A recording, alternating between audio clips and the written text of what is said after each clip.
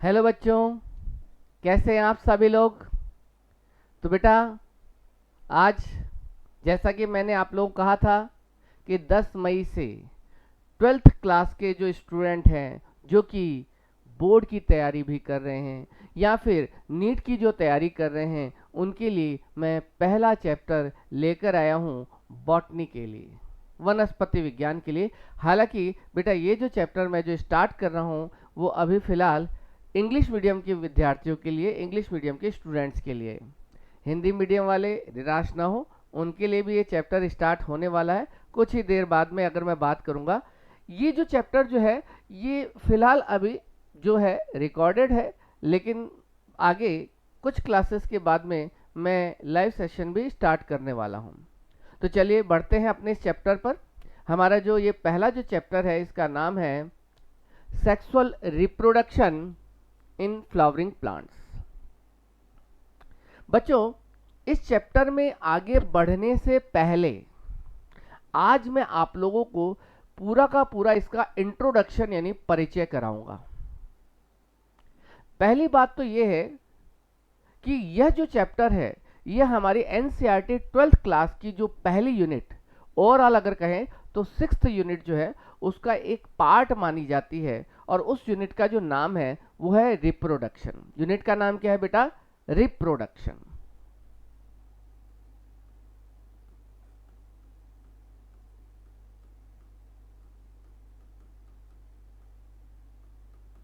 यानी कि ये जो चैप्टर है इसको हम पढ़ें उससे पहले हमें ये पता होना चाहिए कि रिप्रोडक्शन क्या होता है, किसे कहते हैं रिप्रोडक्शन। वैसा वैसे तो आप लोगों ने 11th क्लास के अंदर फर्स्ट चैप्टर में भी डिस्कस किया होगा कि रिप्रोडक्शन जीवों का एक लक्षण है, एक कैरेक्टर है जो जीवों में पाया जाता है, नॉन लिविंग्स में नहीं पाया जाता है। पहले हम लोग इसको डिफाइन कर लेते हैं कि रिप्रोडक्शन होता क्या है। आप जानते भी होंगे, लेकिन फिर भी हमें यहाँ पर जीरो लेवल पर यहाँ पर आगे बढ़ना है, जीरो लेवल से ही आगे बढ़ना है। ठीक है, तो रिप्रोडक्शन का मतलब है the production of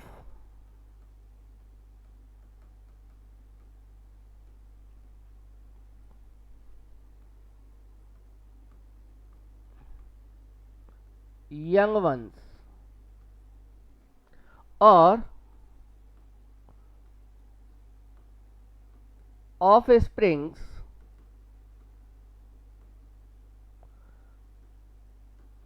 bye an organism.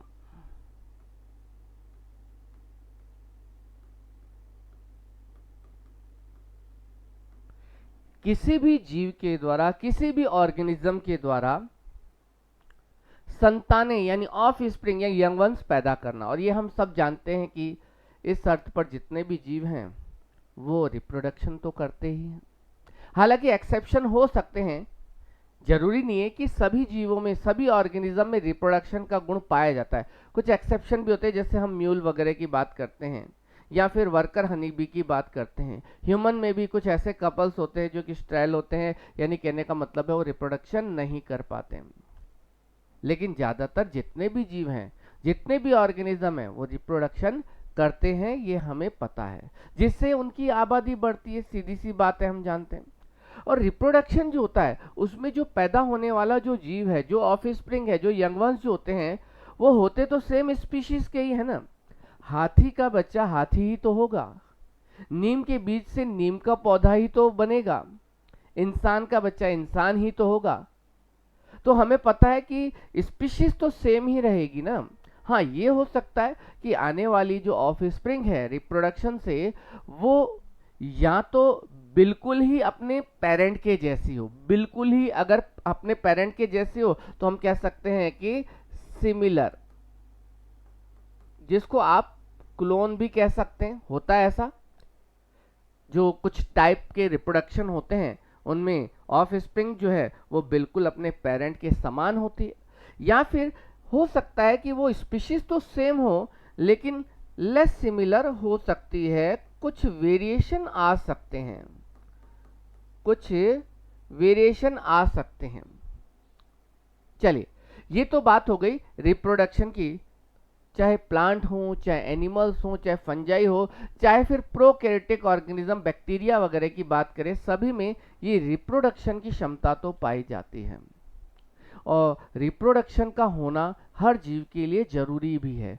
तो आखिर इसका सिग्निफिकेंस क्या है, इसका महत्व क्या है, ये रिप्रोडक्शन जीवों में अगर होता है तो इससे क्या फायदा होता है, तो ये सब हम जानते हैं कि अगर कहा जाए कि रिप्रोडक्शन की जो प्रक्रिया है, यानी जो जनन जिसको हम कहते हैं हिंदी भाषा में, तो इसका जो सिग्निफिकेंस क्या है,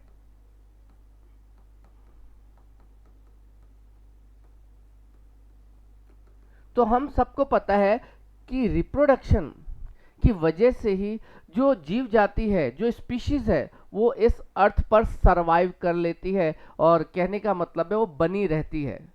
आप यूँ कह सकते हैं कि ये रिप्रोडक्शन जो है वो स्पीशीज को, उस स्पीशीज को अर्थ पर बनाए रखता है। तो ये कहा जा सकता है टू मेंटेन द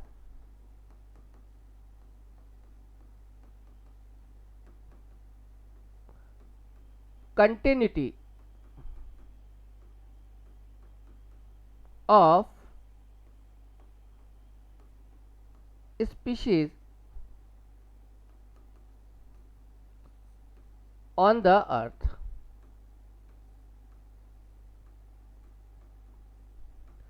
इस अर्थ पर किसी भी जीव जाति को बनाए रखने या बचाए रखने में रिप्रोडक्शन बहुत महत्वपूर्ण है, क्योंकि अगर किसी स्पीशीज के अंदर, किसी जीव जाति में अगर रिप्रोडक्शन नहीं होता है, तो ऐसे में वो जो स्पीशीज है वो धीरे धीरे इस अर्थ से गायब हो जाती है। ऐसा आपने कई ऐसे जीवों में देखा होगा। खास तौर से हम जैसे मानते हैं कि हमारे जो राजस्थान के अंदर जो राज्य पक्षी है, ग्रेट इंडियन बस्टर्ड कहा जाता है, उसमें इस रिप्रोडक्शन की क्षमता समाप्त हो जाने की वजह से वो विलुप्त हो गई। चलिए, तो ये तो थी फिलहाल हमारी बात कि रिप्रोडक्शन क्या होता है और रिप्रोडक्शन का महत्व क्या है, इसका सिग्निफिकेंस क्या है। चलिए, लेकिन देखिए चैप्टर क्या नाम क्या है। चैप्टर का नाम है sexual reproduction in flowering plant. क्या नाम है? Sexual reproduction in flowering plant. तो यानी हमें ये तो पता चल गया कि रिप्रोडक्शन क्या होता है, लेकिन हमें ये भी तो पता होना चाहिए कि सेक्सुअल रिप्रोडक्शन क्या होता है। तो बच्चों, हम चलते हैं आगे कि सेक्सुअल रिप्रोडक्शन क्या है।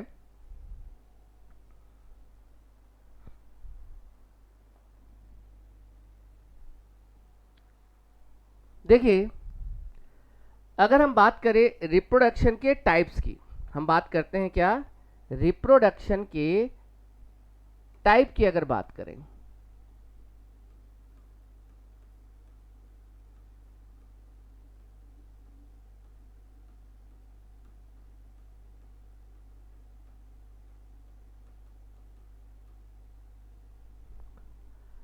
तो बेटा टाइप्स ऑफ रिप्रोडक्शन में हमें दो टाइप देखने को मिलते हैं।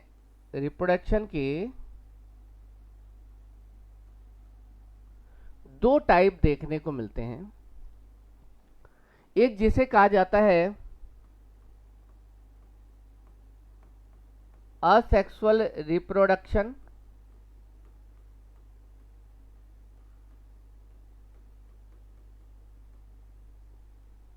और दूसरा है सेक्सुअल रिप्रोडक्शन।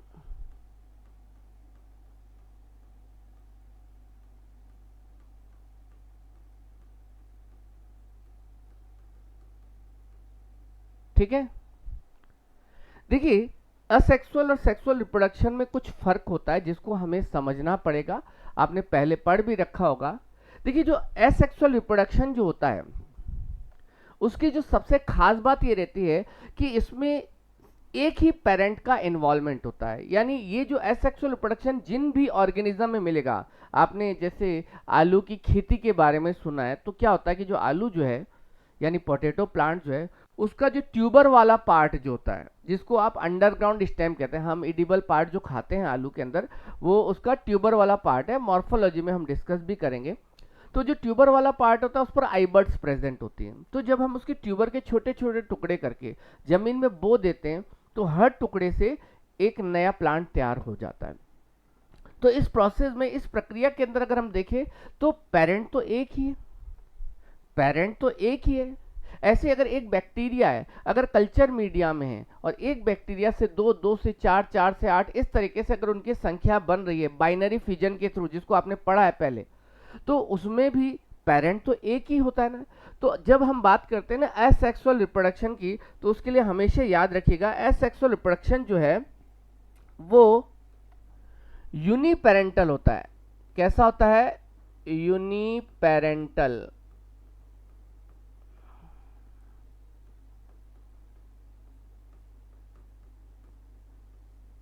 आप अगर यूं कहें कि एसेक्सुअल रिप्रोडक्शन में एक ही पेरेंट का इन्वॉल्वमेंट होता है, तो इसलिए हम इसको यूरी पेरेंटल टाइप ही कहते हैं, एक ही पेरेंट इन्वॉल्व होता है। लेकिन बेटा जब सेक्सुअल रिप्रोडक्शन की बात करते हैं, क्योंकि इस चैप्टर में हम आगे बढ़ेंगे, आगे आप जूलॉजी में भी, ह्यूमन रिप्रोडक्शन में भी ये देखेंगे, तो जब सेक्सुअल रिप्रोडक्शन की बात करते हैं तो उसमें दो पेरेंट होते हैं जर्नली, एक मेल और एक फीमेल।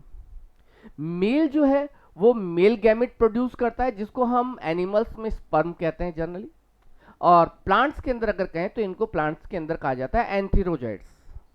और जो फीमेल जो होता है, उस फीमेल से फीमेल गैमेट प्रोड्यूस किए जाते हैं, जिनको आप प्लांट्स के अंदर अगर कहें तो प्लांट्स के अंदर इसको एग कहा जाता है जनरली, और एनिमल्स में ओवम टर्म यूज में लिया जाता है। जनरली एक दूसरे की जगह यूज में लिए जा सकते हैं, ऐसी बात नहीं है। तो जब सेक्सुअल रिप्रोडक्शन की बात होती है तो इसके अंदर दो पेरेंट इन्वॉल्व होते हैं, और दोनों पेरेंट जो होते हैं जनरली याद रखना पड़ेगा कि दोनों पेरेंट अपोजिट सेक्स के होते हैं। ठीक है, तो इसका मतलब हम ये कह सकते हैं सेक्सुअल रिप्रोडक्शन जो होता है वो जनरली बाई पेरेंटल टाइप का होता है। कैसा होता है? बाई पेरेंटल टाइप का होता है। अब आप बोलेंगे कि यहां पर आपने जनरली बाई पेरेंटल क्यों शब्द यूज में लिया, उसका कारण क्या है? बेटा उसका कारण सीधा सा है, क्योंकि कभी कभी ऐसा भी होता है कि कई जीवों के अंदर, जैसे टीनिया की अगर मैं बात करूं, तो उनके अंदर जो एक ही बॉडी के अंदर मेल और फीमेल दोनों टाइप के सेक्स ऑर्गन पाए जाते हैं। एक ही बॉडी में दोनों टाइप के सेक्स ऑर्गन पाए जाते हैं, तो इसकी वजह से हम ये कह सकते हैं कि वो होगा फिर यूनिपेरेंटल ना। लेकिन जब हमने जनरली बोला है तो मोस्ट ऑफ ऑर्गेनिज्म के लिए कहा जाएगा यहाँ पर। ठीक है, चलिए दूसरा, जब असेक्सुअल रिप्रोडक्शन की बात की जाती है ना, तो असेक्सुअल रिप्रोडक्शन में गैमेट का इन्वॉल्वमेंट, यानी गैमेट का होना, उपस्थित होना, गैमेट इन्वॉल्वमेंट जनरली तो नहीं होता। जनरली गैमेट इसमें काम में नहीं आते हैं, एक्सेप्शन होते हैं। कभी कभी जब हम इसी चैप्टर में लास्ट में चलेंगे, पार्थेनोजेनेसिस की बात करेंगे। आपने भी सुना होगा कि जैसे आप हनी बी की सोसाइटी में देखते हैं, तो हनी बी की सोसाइटी में जो मेल होते हैं जिनको ड्रोन कहा जाता है, उनका प्रोडक्शन जो होता है वो एग से ही होता है, लेकिन वो एग क्या होता है? अनफर्टिलाइज्ड। तो वहां पर अनफर्टिलाइज्ड एग से ड्रोन का जो डेवलपमेंट हुआ, जिसको पार्थेनोजेनेसिस कहा जाता है, वो भी एक टाइप का एसेक्सुअल रिप्रोडक्शन है। तो हमें यहां ध्यान रखना है, जो एसेक्सुअल रिप्रोडक्शन जो होता है उसमें गैमेट का इन्वॉल्वमेंट जनरली नहीं होता है। ठीक है, गैमेट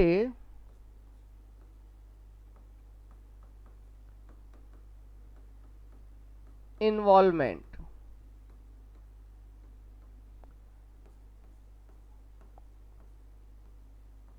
does not occur। लेकिन ये भी कहां बोला मैंने? जनरली बोला है। कभी कभी गैमेट का इन्वॉल्वमेंट हो सकता है, लेकिन यहां पर ध्यान रखिएगा सेक्सुअल रिप्रोडक्शन में जब हम बात करते हैं तो गैमेट का इन्वॉल्वमेंट हमेशा होता है। गैमेट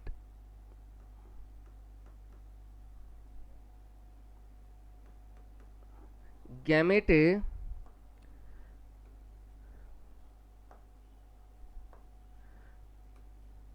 इन्वॉल्वमेंट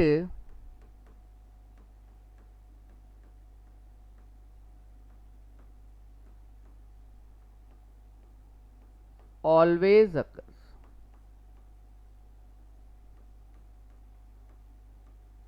गैमेट का इन्वॉल्वमेंट हमेशा होगा। अब यहां पर एक बात और समझनी है, जो सेक्सुअल रिप्रोडक्शन के लिए जरूरी होता है, उस बात को क्लियर कीजिएगा। देखिए, एसेक्सुअल रिप्रोडक्शन में गैमेट का इन्वॉल्वमेंट जनरली नहीं होता, गैमेट इन्वॉल्व नहीं होते, कोई भी ऑर्गेनिज्म गैमेट पैदा करता ही नहीं है। लेकिन अगर गैमेट पैदा करता भी है, जैसे मैंने अभी हनी बी के अंदर ड्रोन के केस में बताया, तो गैमेट अगर बनेगा भी, जैसे हमने कहा कि एग है, लेकिन वो मेल गैमेट से फ्यूज नहीं होगा, फर्टिलाइजेशन नहीं होगा, सिनगैमी नहीं होगा, तो एसेक्सुअल रिप्रोडक्शन के लिए एक महत्वपूर्ण चीज जो मैं यहां पर कहने जा रहा हूं, जिसको आप समझिएगा यहां पर, कि एसेक्सुअल रिप्रोडक्शन में गैमेट फ्यूजन, जिसको सिनगैमी भी कहते हैं, gamete fusion,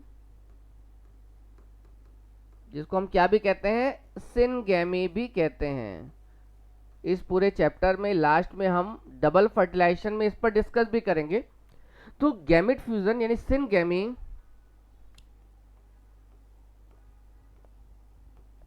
does not occur,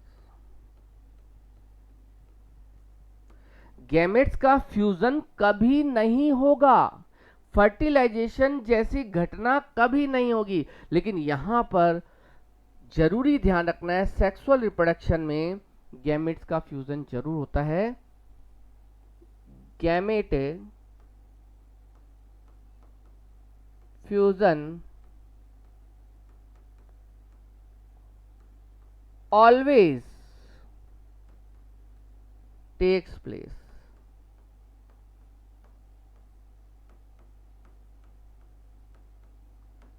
ठीक है, चलिए, इसके अलावा अगर मैं कहूं आपको कि जो एसेक्सुअल रिप्रोडक्शन जो होता है, क्योंकि उसमें पेरेंट एक ही है, एक ही पेरेंट से ऑफ स्प्रिंग पैदा हो रही है, तो बेटा इसमें वेरिएशंस नहीं आते हैं, वेरिएशंस कभी नहीं आते हैं।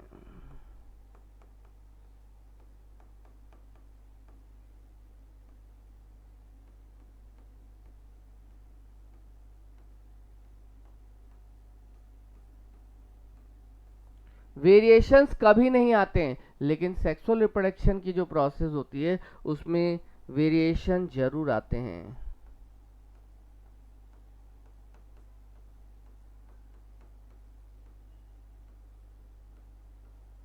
Variations always come out.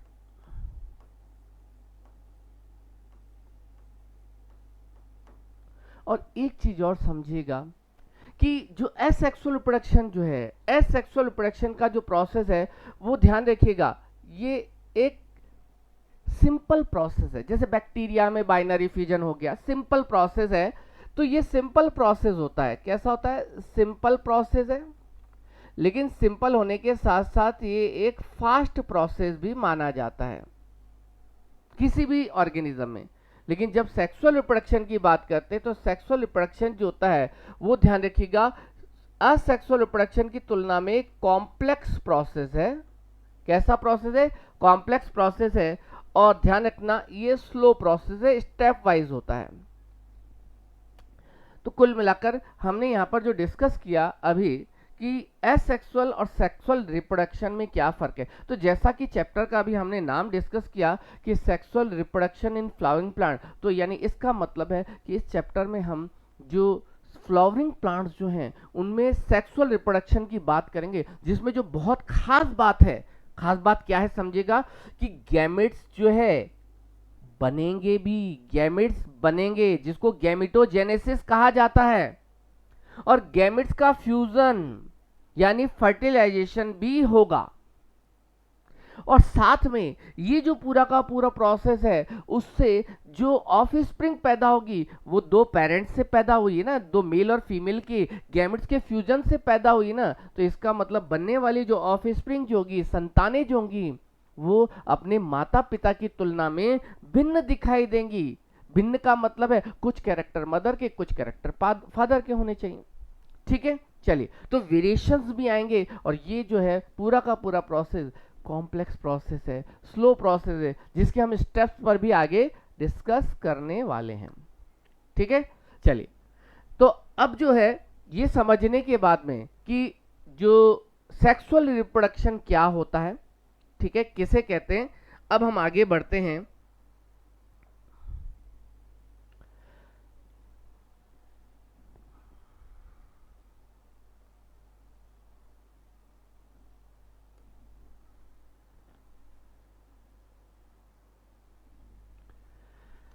जैसा कि हमने अभी सेक्सुअल रिप्रोडक्शन के बारे में डिस्कस किया है, तो अब हम आगे जो बात करेंगे कि फ्लावरिंग प्लांट्स क्या होते हैं।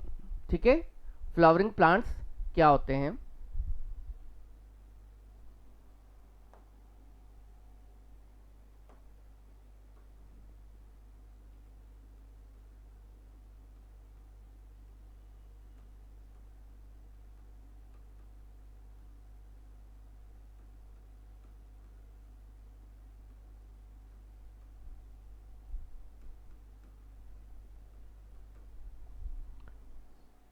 बच्चों, डाइवर्सिटी डाइवर्सिटी ऑफ प्लांट जब आपने पढ़ा था तो आप सबको पता है कि जितने भी प्लांट्स होते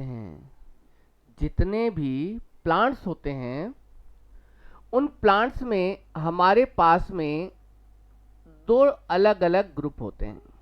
जितने भी प्लांट्स हैं उन प्लांट्स में हमारे पास में दो अलग अलग ग्रुप होते हैं।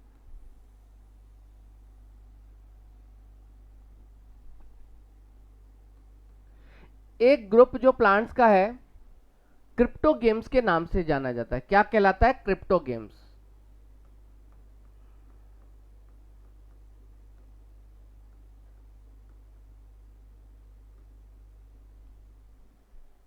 और दूसरा ग्रुप जो है वो कहलाता है फेनेरोगेम्स।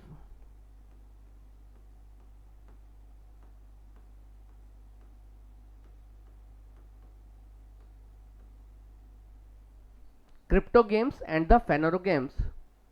देखिए, क्रिप्टो गेम्स जो है जिसमें क्रिप्टो प्लस गेम, यानी कहना का मतलब क्रिप्ट प्लस गेम या शब्द का इस्तेमाल डाइवर्सिटी में पड़ा होगा, जिसमें खास तौर से जो रिप्रोडक्टिव ऑर्गन जो होते हैं वो बाहर से दिखाई नहीं देते, विजिबल नहीं होते। आपने पढ़ भी रखा है पहले, इसलिए थोड़ा बहुत डिस्कशन यहाँ पर कर रहे हैं कि जिनमें रिप्रोडक्टिव ऑर्गन विजिबल नहीं होते। क्रिप्टो का मतलब होता है छिपे हुए, हिडन, बाहर से नहीं दिखाई देते, यानी रिप्रोडक्टिव ऑर्गन जो होते हैं प्लांट बॉडी के अंदर धसे हुए रहते हैं। और ये जो क्रिप्टो गेम्स जो होते हैं इसमें अगर आपके कहा जाए कि कौन कौन शामिल होता है, क्रिप्टो गेम्स में अगर कहा जाए कि कौन कौन शामिल होता है, तो पहले नंबर पर अगर मैं कहूं तो इनमें शामिल होते हैं कौन? थैलोफाइटा,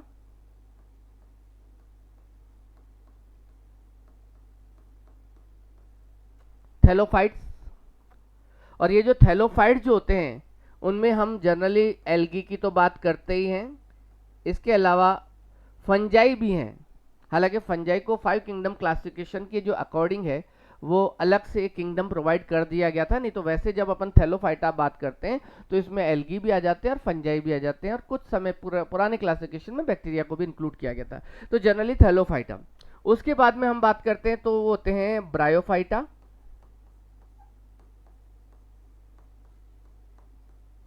एंड देन जो है वो है टेरिडोफाइटा।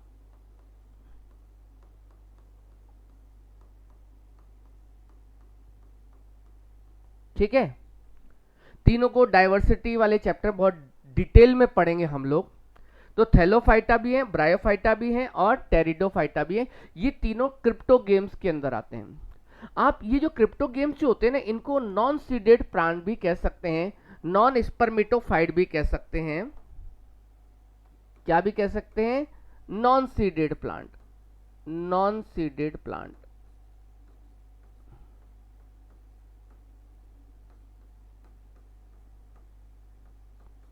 इनमें सीड नहीं बनते हैं। लेकिन बेटा जो फेनोरोगेम्स जो होते हैं उनको सीड प्लांट्स भी कहा जाता है, स्पर्मेटोफाइट भी कहा जाता है। आपको याद आ रही होंगी पुरानी 11th क्लास में जो पढ़ी थी चीजें, स्पर्मेटोफाइट्स, सीडेड प्लांट्स भी कह सकते हैं, स्पर्मेटोफाइट्स भी कह सकते हैं। ये जो स्पर्मेटोफाइट्स जो होते हैं इनके अंदर हमारे पास में दो अलग अलग ग्रुप हैं, दो अलग अलग ग्रुप हैं। एक है जिनको कहा जाता है जिम्नोस्पर्म,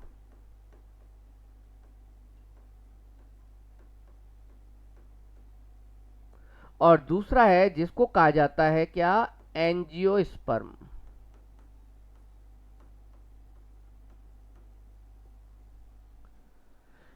जिम्नोस्पर्म जिनको नेकेड सीड प्लांट कहा जाता है, याद आया होगा आपको, जिम्नोस्पर्म जिनको नेकेड सीड प्लांट कहा जाता है, उनमें सीड होता तो है, देखिए दोनों में सीड होता है, जिम्नोस्पर्म में भी सीड बनते हैं, एंजियोस्पर्म में भी सीड बनते हैं, लेकिन जिम्नोस्पर्म में जो सीड बनते हैं वो डायरेक्ट प्लांट बॉडी पर लगे रहते हैं। वो सीड फ्रूट के अंदर नहीं पाए जाते हैं या पेरिकार्प से कवर्ड नहीं होते हैं, ठीक है, फ्रूट वॉल से कवर्ड नहीं होते, यानी बीज तो बनते हैं लेकिन फलों के अंदर नहीं पाए जाते, आप यूं कह सकते हैं एक प्रकार से, इसलिए वो नेकेड सीड प्लांट के नाम से जाने थे। लेकिन जब हम एंजियोस्पर्म की बात करते हैं तो याद रखना, एंजियोस्पर्म ऐसे प्लांट होते हैं जिनमें सीड तो बनते हैं और वो सीड जो होते हैं वो फ्रूट के अंदर पाए जाते हैं, फ्रूट वॉल या पेरिकार्प से घिरे हुए रहते हैं।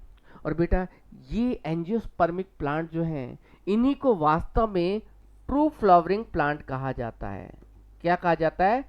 True flowering plants.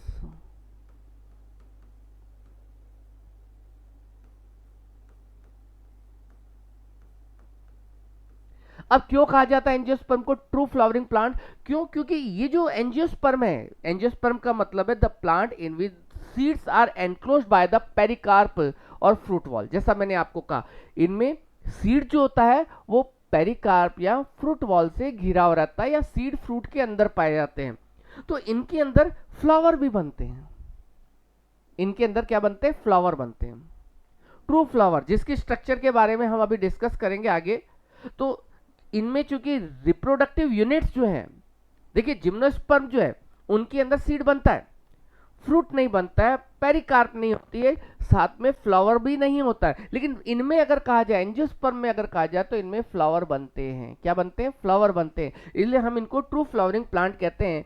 और इसका मतलब यही हुआ कि हम यहाँ पर जो चैप्टर देख रहे हैं, देखिए ये चैप्टर है इंट्रोडक्शन के लिए, ताकि आपको समझ में आ जाए कि हम पढ़ने क्या वाले हैं, किसके बारे में पढ़ने वाले हैं। तो यहाँ मैं यही कहूँगा कि जब हम बात कर रहे थे सेक्सुअल रिप्रोडक्शन, तो समझ में आया, जिसमें गैमेट बनेंगे, गैमेटोजेनेसिस होगा, गैमेट्स का फ्यूजन भी होगा, ठीक है, वेरिएशंस भी आएंगे। तो सेक्सुअल रिप्रोडक्शन भी किस में पढ़ेंगे? फ्लावरिंग प्लांट्स में पढ़ेंगे। तो फ्लावरिंग प्लांट्स का मतलब सीधा सा है, यहाँ पर हम एंजियोस्पर्म के बारे में पढ़ेंगे। एंजियोस्पर्म जो प्लांट होते हैं उनके अंदर हम सेक्सुअल रिप्रोडक्शन को पढ़ने वाले हैं, ठीक है। आशा करता हूं कि ये बात आपको रिकॉल हो गई होगी, पहले पढ़ी हुई चीज है, लेकिन हम यहाँ पर रिकॉल कर रहे थे कि एंजियोस्पर्म क्या है। यहाँ पर एक बात मैं आप लोगों को ये कहूंगा, एनसीईआरटी की लाइनों के अकॉर्डिंग ही, ठीक है, एनसीईआरटी की लाइनों के अकॉर्डिंग ही अगर मैं कहूं आपको, तो ध्यान दीजिएगा, गौर कीजिएगा आप लोग। यहां पर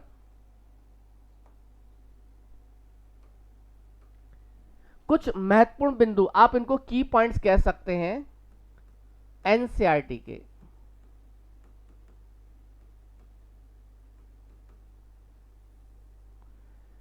ये आपको याद रखने पड़ेंगे। एक खास बात लिखी हुई है,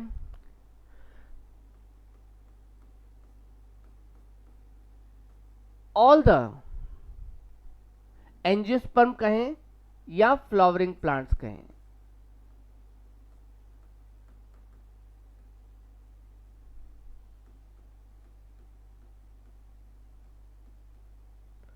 all the flowering plants or angiosperm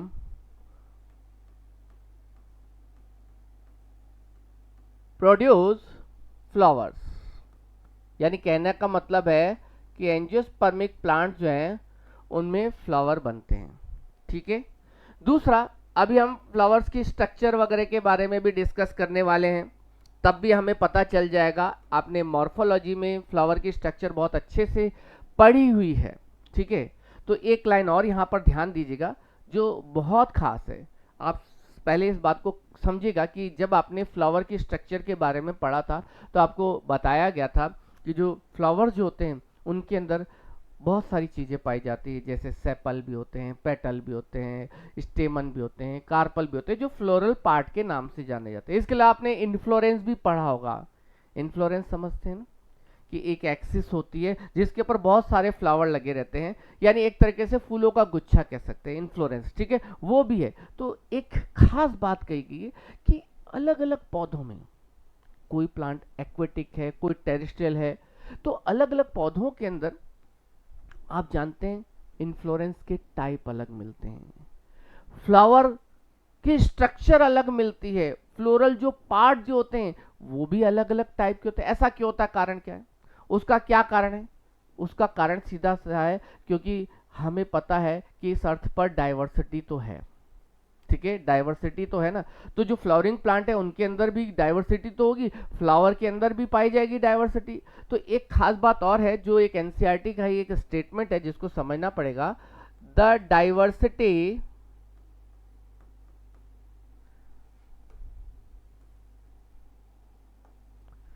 the diversity of the structure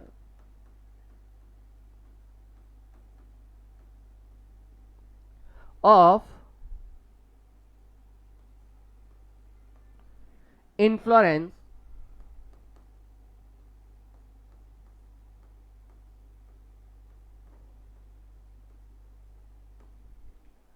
flower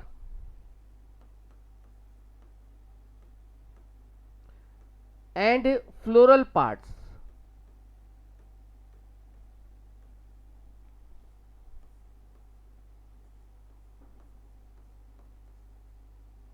यहाँ समझने की कोशिश कीजिएगा कि फ्लावर जो है उसके अंदर जो इन्फ्लोरेंस है, उसके अंदर जो फ्लावर के फ्लोरल पार्ट्स है उसमें डाइवर्सिटी पाई जाती है, ठीक है, enables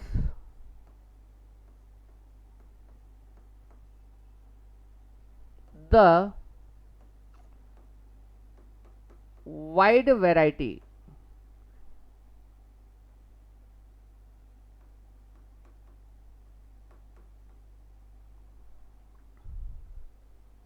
of the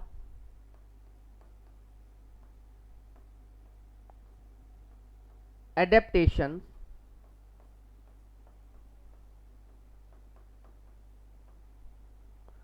for the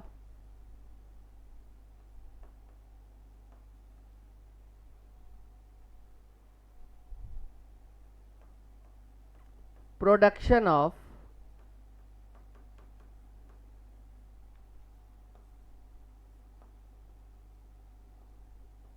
seed and fruits।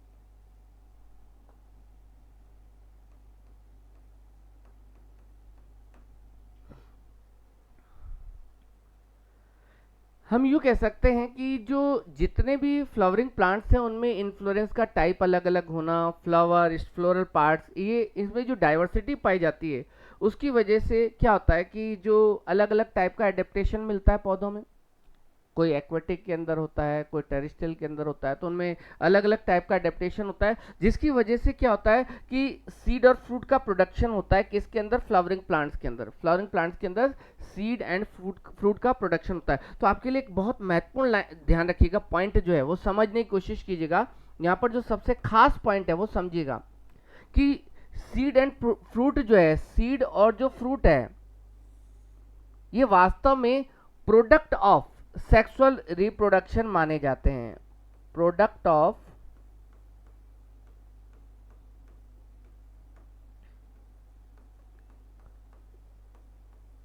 Sexual reproduction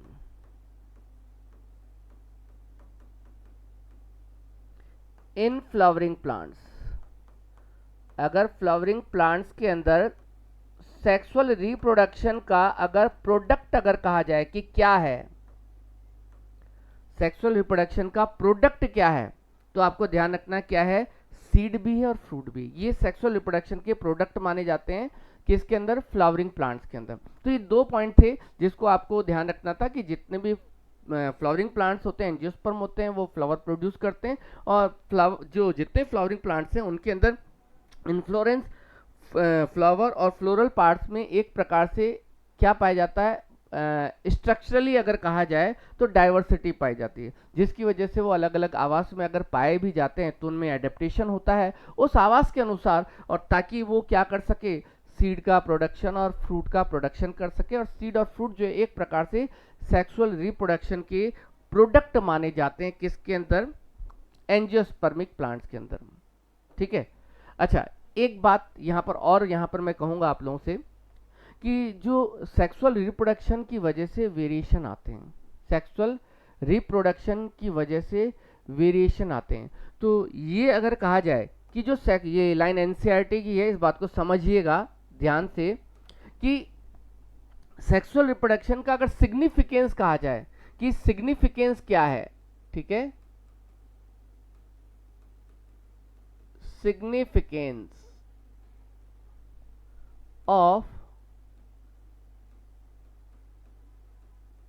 sexual reproduction,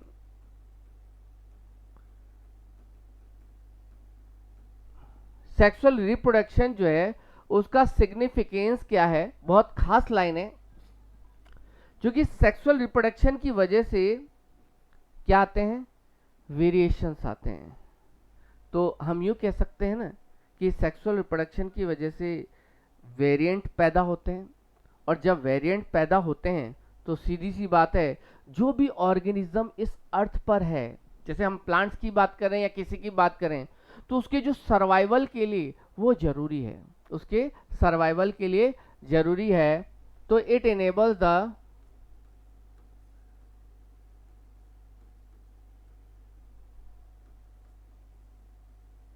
creation of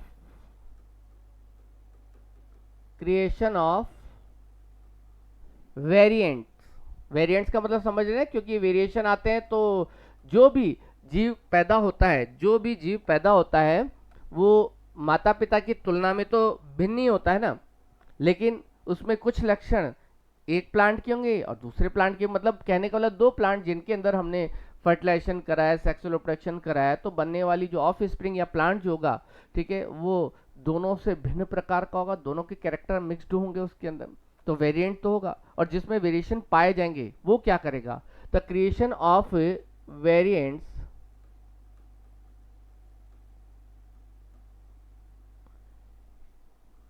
that is required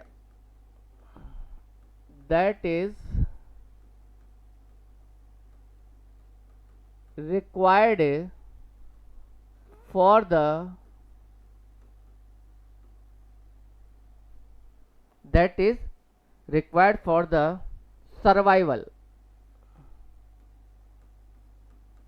बहुत खास लाइन है, सर्वाइवल के लिए जरूरी भी है। वेरिएशन जितने ज़्यादा होते हैं वो जीव जाति जो होती है अपने आवास के अंदर, अपने हैबिटेट के अंदर बची रहती है, वेरिएशन ज़्यादा होने की वजह से। चलिए, ये हुआ अभी फिलहाल हमने कि sexual reproduction in flowering plants का मतलब क्या था, हमें इसमें क्या क्या पढ़ना है। अब चूंकि अभी हमने यहाँ पर बात की थी कि फ्लावरिंग प्लांट्स क्या होते हैं, जो हमने कहा था फ्लावरिंग प्लांट्स तो एंजियोस्पर्मिक प्लांट्स को ही कहते हैं, तो आगे बढ़ते हैं हम लोग फ्लावर के बारे में कि फ्लावर क्या है। अभी फ्लावर का इंट्रो पार्ट ही हम देखने वाले हैं यहाँ पर, ठीक है। चलिए,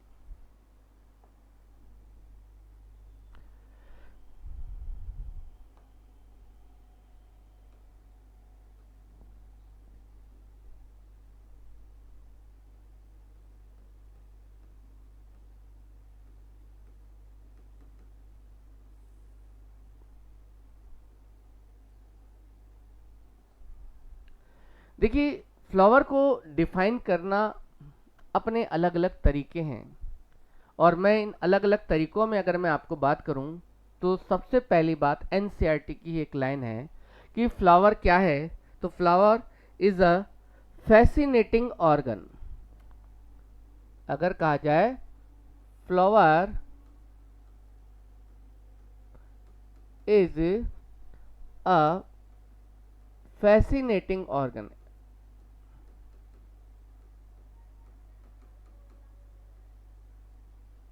fascinating organ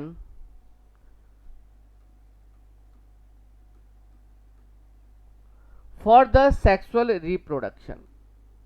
सही है बिल्कुल।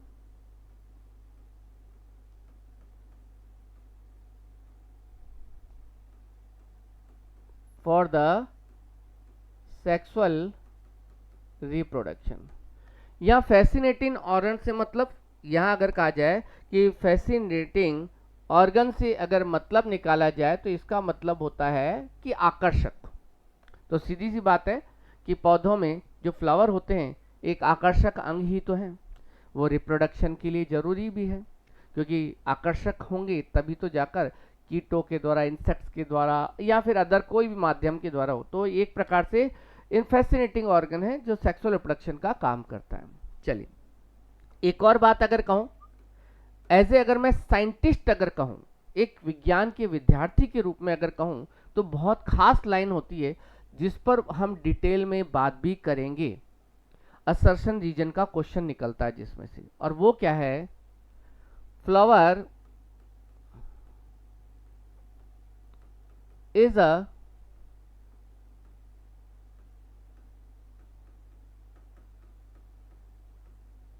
modified, flower is a modified shoot for the sexual reproduction.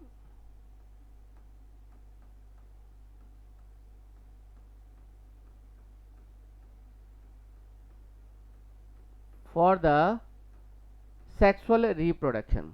इस पर हम पूरी बात करेंगे, हमारे लिए ये बहुत खास पॉइंट है, ये ध्यान रखिएगा, हमारे लिए ये बहुत खास पॉइंट है असर्शन और रीजन के लिए। लेकिन उसके लिए पहले हमें जो है फ्लावर की थोड़ी बहुत स्ट्रक्चर की जब बात करेंगे उसके बाद में डिस्कस होगा यहाँ पर, ठीक है। तो flower is a modified shoot for the sexual reproduction. क्यों माना जाता है उसको मॉडिफाइड? तो जब किसी स्टूडेंट से या विज्ञान के विद्यार्थी से पूछा जाए या किसी वैज्ञानिक से पूछा जाए तो फ्लावर क्या है, तो हम उसको क्या मानते हैं, एक प्रकार से मॉडिफाइड शूट मानते हैं, मॉडिफाइड शूट मानते हैं जो कि सेक्सुअल रिप्रोडक्शन का काम करता है। तो यहाँ ध्यान दीजिएगा, मॉडिफाइड शूट डिस्कस होगा आगे। एक और बात, साइंटिस्ट के अकॉर्डिंग, अगर किसी साइंटिस्ट के अकॉर्डिंग हम बात करें तो यहाँ पर एनसीईआरटी में लिखिए अकॉर्डिंग टू अ साइंटिस्ट, ठीक है, फ्लावर्स आर द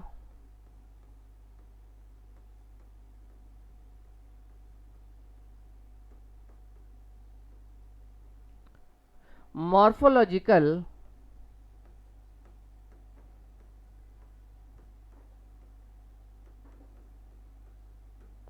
एंड, बहुत खास लाइन है, एम्ब्रियोलॉजिकल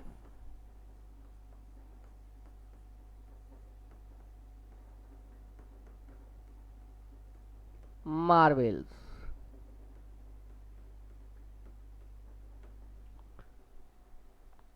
यानी यहाँ पर भी मार्वेल्स टर्म का मतलब आकर्षक ही होता है।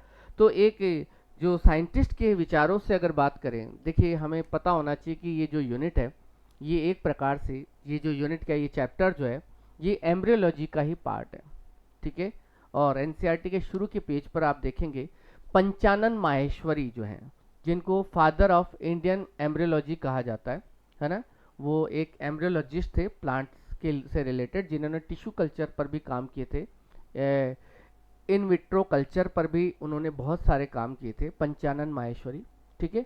तो एक प्रकार से एक एम्ब्रियोलॉजिस्ट के हिसाब से अगर देखा जाए, एक साइंटिस्ट के अकॉर्डिंग अगर देखा जाए, तो फ्लावर जो है मॉर्फोलॉजिकल एंड एम्ब्रियोलॉजिकल, मॉर्फोलॉजिकल का मतलब जो बाहर से दिखने के हिसाब से अगर कहा जाए, ठीक है, और एम्ब्रियोलॉजिकल का मतलब जो एम्ब्रियो डेवलपमेंट के हिसाब से देखा जाए, जिसको हम इस चैप्टर में आगे डिटेल में देखेंगे तो पता चल जाएगा, आकर्षक होते हैं। देखिए फ्लावर की ये तो हो गई अलग अलग डेफिनेशंस हो गई, जिसमें से एनसीईआरटी के कुछ खास पॉइंट पर अपन ने बात की है। एक बात यहाँ पर मैं कहूँगा कि फ्लावर्स जो होते हैं ना, वो हमारे आसपास अगर देखें तो इनका मतलब ये कहना का मतलब फ्लावर्स एक सिंबल का भी काम करते हैं, एक प्रतीक का भी काम करते हैं। अब वो प्रतीक किस किस हिसाब से अगर देखा जाए, अगर हम बात करें कि हम जब मानव के अंदर, इंसानों के अंदर जो फीलिंग्स होती हैं, फीलिंग्स की बात करें, चाहे लव की बात करें, अफेक्शन की बात करें, या किसी भी दुख की बात करें, अगर हम बात करें ग्रीफ अगर की बात करें, तो उन सभी में जो है फूलों का बड़ा रोल होता है, पुष्पों का एक बड़ा रोल होता है। जब किसी की कोई घर में कोई दुखद घटना होती है तब भी हम उनको फूलों का अर्पण करते हैं। और अगर हम बात करें कि खुशी का जो समय होता है, हैप्पीनेस जो होती है, उसमें भी हम एक फूलों का गुलदस्ता प्रदान करते हैं। तो उनका एक प्रकार से जो फूलों का जो है हमारी फीलिंग्स के साथ में बड़ा एक रिश्ता है, ठीक है, वो एक सिंबल का काम करते हैं। वो चाहे दुख की बात की जाए, चाहे वो खुशी की बात की जाए, हैप्पीनेस की बात की जाए, सौरव की बात की जाए, इन सभी चीज़ों के अंदर इन फूलों का यानी पुष्पों का इस्तेमाल किया जाता है, ठीक है।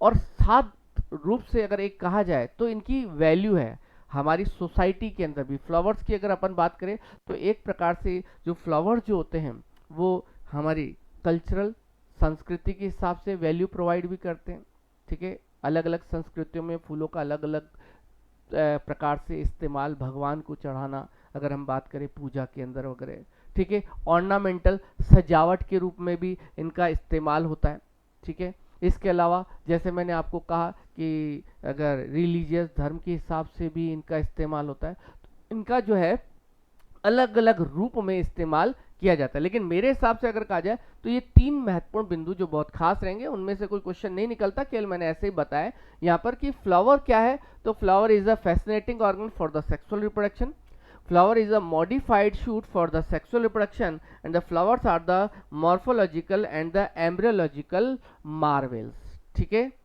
अच्छा चलिए आज की क्लास में एक बात और करेंगे, छोटी सी बात करेंगे एक छोटी सी बात और, कि आगे हम क्या पढ़ने वाले हैं। जैसा कि इस चैप्टर में अगर मैं कहूँ कि sexual reproduction in flowering plant की अगर हम बात कर रहे हैं, ठीक है, तो बेटा जो सेक्सुअल रिप्रोडक्शन जो फ्लावरिंग प्लांट्स में पाया जाता है ना, उसमें तीन अलग अलग घटनाएं होती हैं। यानी सेक्सुअल रिप्रोडक्शन को हम तीन अलग अलग इवेंट्स में डिवाइड करेंगे, ठीक है, तीन अलग अलग इवेंट्स में डिवाइड करेंगे।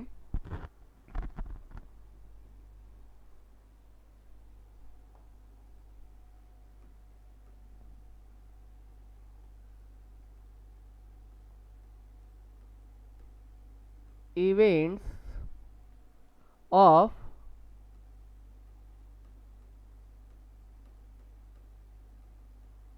sexual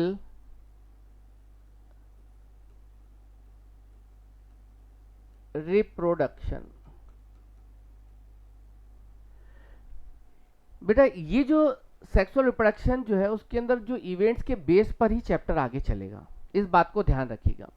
तो बेटा सेक्सुअल रिप्रोडक्शन जो होता है ना, इसके अंदर तीन इवेंट्स आते हैं। अब ये तीन इवेंट्स कौन कौन से हैं ध्यान दीजिएगा। इसमें कितने 3 इवेंट्स हैं।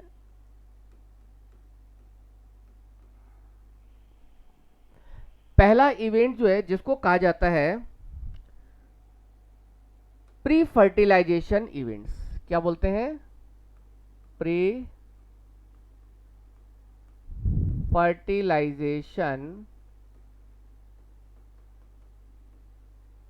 इवेंट्स।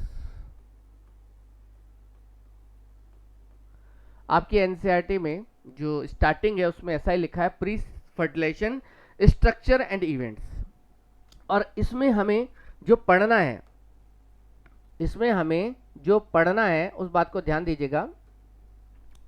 जैसे नंबर 1 अगर मैं आप लोगों को कहूं तो नंबर 1 में हमें एंथर, जिसकी स्ट्रक्चर के बारे में पढ़ेंगे हम कि एंथर क्या होता है, ठीक है।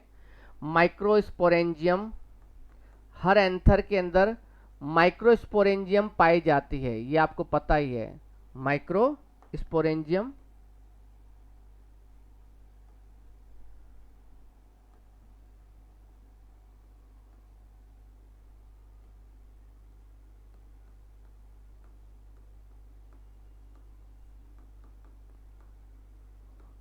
जिसमें माइक्रोस्पोरेंजियम में माइक्रोस्पोरोजेनेसिस कैसे होगा, और पोलन जो कि एक प्रकार से मेल गैमेटोफाइट है, इसके बारे में पढ़ा जाएगा। इनमें हम इनकी स्ट्रक्चर को भी पढ़ेंगे और साथ में इनके डेवलपमेंट वगैरह के बारे में भी बात करेंगे।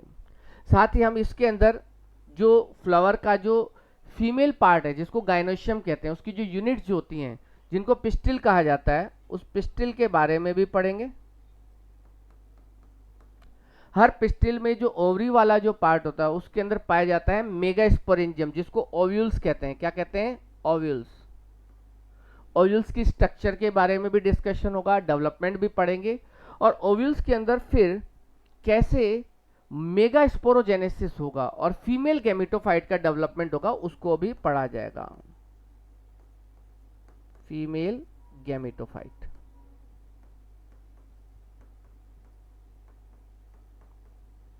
उसके बाद में हम जो पढ़ने वाले होते हैं, हम ये बात करते हैं कि पोलिनेशन, पोलिनेशन की जो पोलन जो है वो कैसे कार्पल पर या पिस्टिल पर पहुंचेंगे, उसके टाइप्स के बारे में पढ़ेंगे। पोलिनेशन कितने टाइप का होता है, उसके लिए क्या क्या एडेप्टेशन होते हैं। पोलिनेशन के साथ में कुछ अदर इवेंट्स भी है, पोलन पिस्टल इंट्रैक्शन जो है उसके बारे में भी बात की जाएगी। पोलन पिस्टल इंट्रैक्शन क्या है,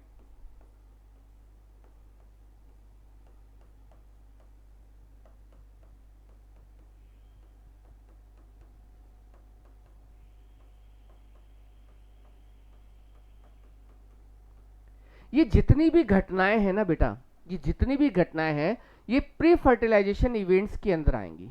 किसमें आएंगी?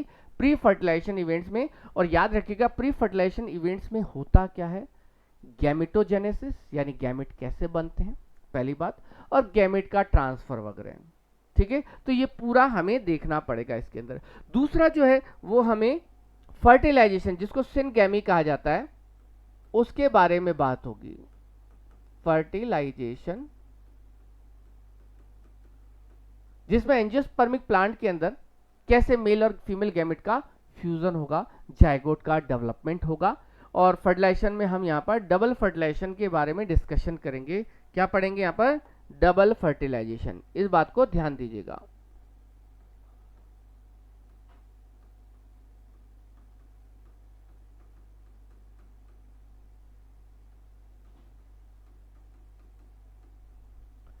और फिर हम बात करेंगे चैप्टर के बिल्कुल आखिरी समय पर, जिसको कहते हैं post fertilisation events.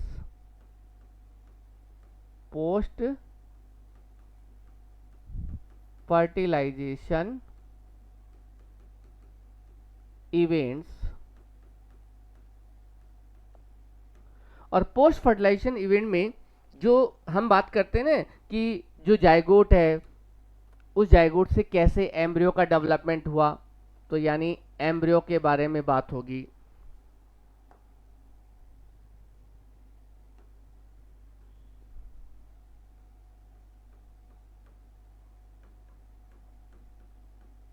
Embryo development, embryogenesis के बारे में बात होगी।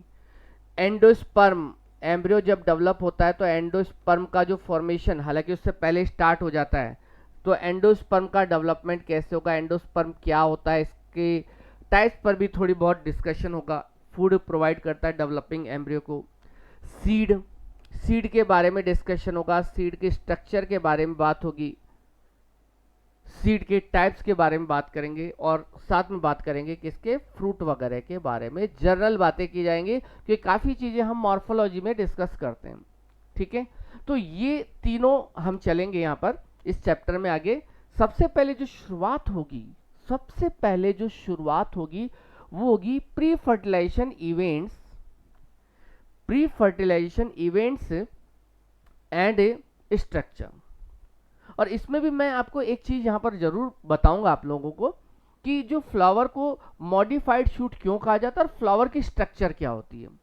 ठीक है, तो बेटा इस तरीके से आज की जो क्लास थी उसमें हमने इस चैप्टर की जो एनसीईआरटी के जो शुरू के जो पैरा की जो है, जिसको हम एक इंट्रोडक्टरी पार्ट कह सकते हैं, इंट्रोडक्शन कह सकते हैं, वो मान सकते हैं। इसमें हमने क्या क्या पढ़ा, हमने ये भी बात करी कि रिप्रोडक्शन क्या होता है, रिप्रोडक्शन के टाइप्स क्या क्या होते हैं, रिप्रोडक्शन में सेक्सुअल रिप्रोडक्शन किस टाइप का होता है, क्या उसके अंदर होने वाली घटनाएं हैं, फ्लावरिंग प्लांट्स क्या होते हैं। हालांकि डाइवर्सिटी में जब पढ़ेंगे तो आपने 11th में वैसे पढ़ भी रखा होगा, ऐसी बात नहीं। तो डाइवर्सिटी में जब हम पढ़ते हैं तो हम एंजियोस्पर्म के बारे में बहुत सारी बातें पढ़ते हैं। यहाँ पर इस चैप्टर में हम एंजियोस्पर्मिक प्लांट में रिप्रोडक्शन की ही चर्चा करने वाले हैं, जिनको हमने कहा था फ्लावरिंग प्लांट। तो फ्लावरिंग प्लांट्स क्या होते हैं, फ्लावरिंग प्लांट्स में भी फ्लावर जो कि एक यूनिट है, सेक्सुअल रिप्रोडक्शन की जो यूनिट है, फ्लावर को हम कैसे डिफाइन करते हैं, फ्लावर जो है किस किस रूप में काम में आते हैं, सिंबल क्या है उसका, है ना, किस सिंबल के रूप में इनका इस्तेमाल किया जाता है, ठीक है। और ख़ास तौर से कि सेक्सुअल रिप्रोडक्शन के अंदर क्या क्या इवेंट्स आते हैं। और यहीं से हमारे इस चैप्टर की एक प्रकार से मान लीजिए शुरुआत होगी अगले लेक्चर में। और हम अगले लेक्चर में पढ़ेंगे flower is a modified shoot, और साथ में पढ़ेंगे प्री फर्टिलाइजेशन इवेंट्स, जिसमें स्ट्रक्चर भी आ जाएगी तो इवेंट्स की बात भी होगी। ठीक है, चलते हैं। आज के लिए इतना ही काफ़ी है। आप सभी को बहुत बहुत धन्यवाद। मैं यहाँ पर फिर कहूँगा कि अपनी जो रेगुलर क्लासेस इस प्लेटफॉर्म पर हिंड बायोलॉजी चैनल पर चालू हो चुकी हैं। समय लगा मुझे, क्योंकि मुझे भी कुछ तैयारियां करनी थी, स्टूडियो तैयार करना था, तो ताकि क्या है कि जो भी चीज़ है वो जो जितने भी चीज़ें हैं वो स्मूथली चल सकें। ठीक है, तो आपकी अगले लेक्चर की, या ये कह सकता हूँ अगला लेक्चर आपको मिल जाएगा रिकॉर्डेड फॉर्म में। एक दो क्लासेस रहेंगे, फिर लाइव स्ट्रीमिंग भी मैं स्टार्ट करूँगा आप लोगों के लिए। ठीक है, तो चैनल पर लगातार बने रहने के लिए सबसे पहले आपको काम क्या करना है, आपको सब्सक्राइब बटन जो है उसको दबाना है, ताकि इस चैनल पर आने वाली आपकी जो क्लासेस है, ठीक है, उनकी इंफॉर्मेशन आपको मिल सके। बहुत बहुत धन्यवाद।